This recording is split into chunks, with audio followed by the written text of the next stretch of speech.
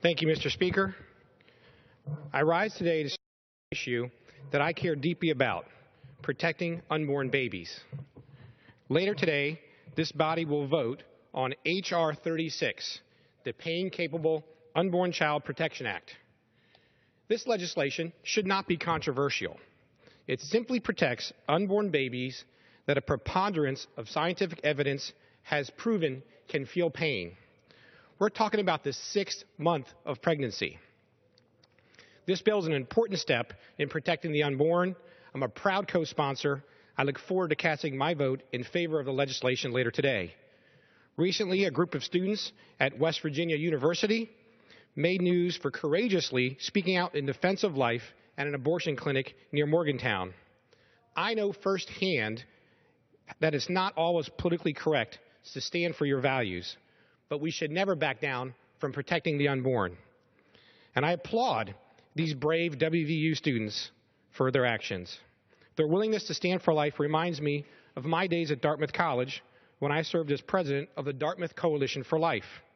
I remember standing in the cafeteria and handing out educational materials about protecting the unborn and the development of human life. While I may not have won any popularity contests by standing up for my beliefs that life is precious and abortion is wrong, I sure got my fellow students thinking about the pro-life issue.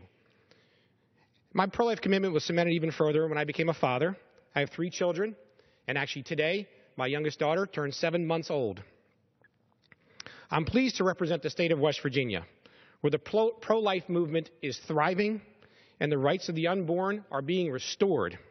In fact, just this past February, our West Virginia state legislature passed our own Pain-Capable Unborn Protection Act by wide bipartisan margins.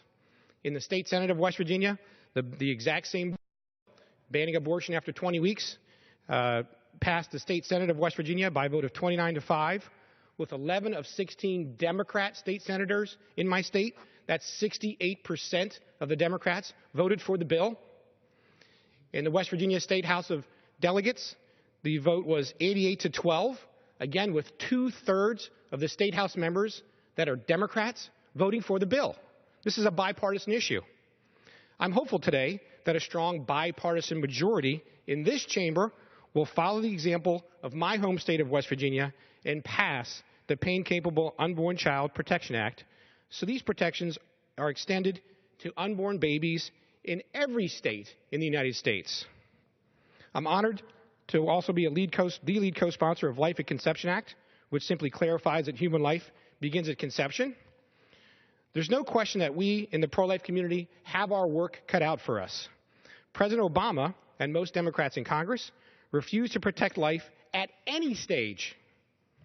One of the best examples of how out of touch the other side is on this abortion issue came just a few weeks ago across the aisle in the Senate, where Democrats were willing to block a bill aimed at protecting victims of human trafficking simply because it included a provision that prohibited taxpayer funding of abortion. They are the extremists on this issue.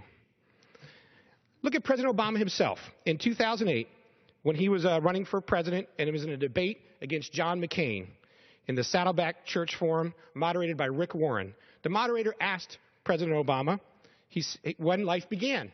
And the president's response was, and I quote, "Whether you're looking at it from a theological perspective or a scientific perspective, answering that question with specificity, you know, is above my pay grade." The President of the United States said it's above his pay grade to say when human life begins. That is a shame. When I ran for Congress, I made the commitment to the people of the 2nd District of West Virginia that I would do everything in my power to defend the unborn. I continue to be guided by my faith, my values, my education, and my constituents on this issue. I look forward to working with my colleagues to defend the innocent and give a voice to the voiceless unborn babies. Thank you, Mr. Speaker. I yield back. Gentleman yield.